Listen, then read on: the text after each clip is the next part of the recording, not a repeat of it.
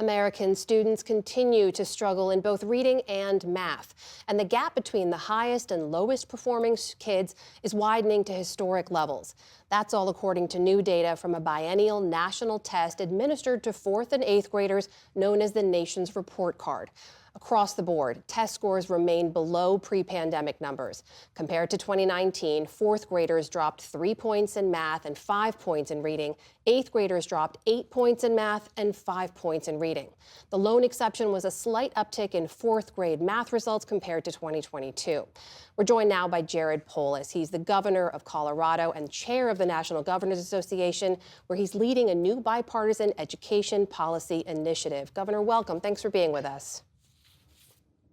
A pleasure joining you. So as you know, the federal government sent some $190 billion to schools across the country since 2021, moving out of the pandemic. A lot of people thought that would help us to see a bounce back from those pandemic numbers. Aside from 4th grade math, as we just showed, we didn't see that. Why not?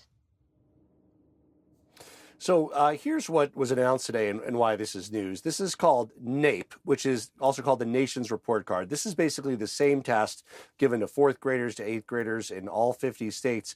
What we normally have in any given year is we have state standardized tests, but guess what? They're different from state to state, so it's really hard to compare. That's why this Nation's Report Card in NAEP is so important. It allows us to compare between Alabama, California, Colorado. What we did with our GEAR funds and our ESSA funds, which were some of the one-time funds you mentioned over the last couple of years from the federal government, is we're able to really target them around the areas that we thought were most in need of improvement. Namely, we identified areas like math, 4th grade, 8th grade math. And guess what?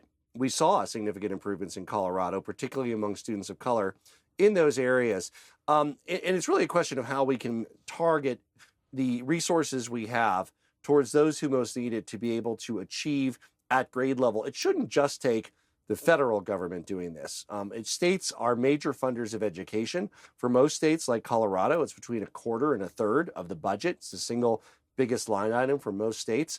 And states and governors really need to step up and drive better results in the schools because we have the leverage of being funders of our schools across our state. So, Governor, does that say to you the fact that we saw declines everywhere else and you saw some improvement in Colorado, you're saying, does that say to you that you might be worried the funds were not used the way they could or should have been across the board? Well, there were some bright lights, and we always try to learn from the bright lights. Louisiana was another bright light of significant increases.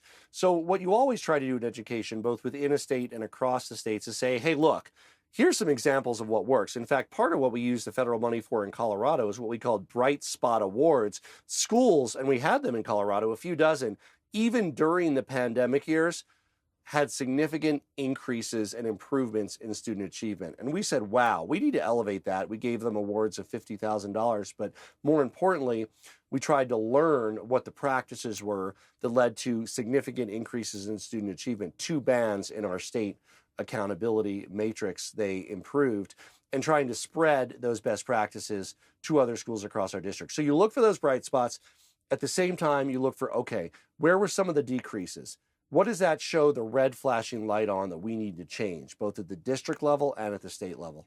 You know, the other alarming trend in the data is the divergence between the highest and lowest achieving students. If you just look at 8th grade math results, for example, it shows that the highest achieving students, the kids in the 90th and the 75th percentile, they bounced back since 2022. Students in the lower achieving percentiles, 25th, 10th percentile, they're still seeing alarming learning loss. What do you think explains that difference? Well, where we think we can make a difference is after school hours, first and foremost, so additional tutoring, support after school. We did a master license for some of the best mathematics software and used data-driven professional development to drive interventions of work to make teachers be able to teach even better in those areas. Another one that we did in Colorado, we're just beginning to see the results of, so it wouldn't show up on this NAEP, is we instituted universal free preschool 2 years ago, right? So those kids are now in 1st grade. We'll see how they show up in 4th grade in another 3 years.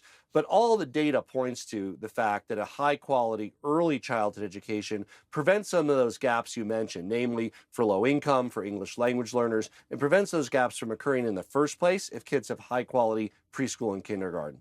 While I have you, Governor, I need to ask about a story we reported on earlier, which is the confirmation hearing of Robert F. Kennedy Jr. to lead the Department of Health and Human Services. We saw some very tough lines of questioning from your fellow Democrats, including your fellow Coloradan, Senator Michael Bennet. You've bucked your party, though. Many of them oppose his nomination. You said you've supported it. Why? Well, I didn't get to watch the nominations today. Obviously, we're focused on our issues in the state and improving education and reducing health care costs. But look, I hope that we have somebody that we can work with. I was very critical of President Trump's last head of that agency, which was Secretary Azar at the time, a pharmaceutical lobbyist who became the head of the agency, literally the fox guarding the hen house for pharmaceuticals. I'm hopeful they can be more independent. I'm hopeful that we can continue to work with the Department of Health and Human Services on our waivers that we need for flexibility on Medicaid spending and to import lower cost prescription drugs from other countries. We have a pending application to do that before them as well. I also want to ask you on the immigration front, of course, there's been a lot of talk about the city of Aurora in Colorado. There were some headlines about a pending ICE raid there. We know President Trump has focused on this city in particular and said it was taken over by Venezuelan gangs. It was also reported the ICE enforcement operation was called off due to leaks about the details there. What can you tell us about anything you've heard about that potential operation? And are Colorado law enforcement officials working with federal officials on this? I can tell you shockingly little because the administration did not reach out to us about any kind of action in Colorado.